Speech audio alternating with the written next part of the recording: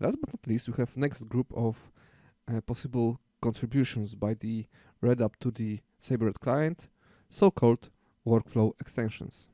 Generally, whenever you tap a command into the workspace, for example, one last lax, so just to search the flights between Los Angeles and Las Vegas, or when you do the same thing using command helper, pretty much this command and pretty much every other command is executed in series of smaller steps.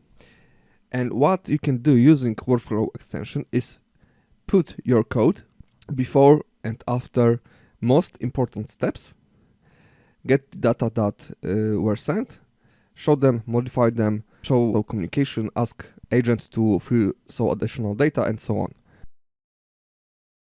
We have multiple such extensions exposed. Usually it comes in pairs, so there's before something and after something. For example, here you can see before hotel shopping and after hotel shopping. And each such extension is paired with a data type that comes into. So you have some data when you're implementing the additional business logic that you can work with.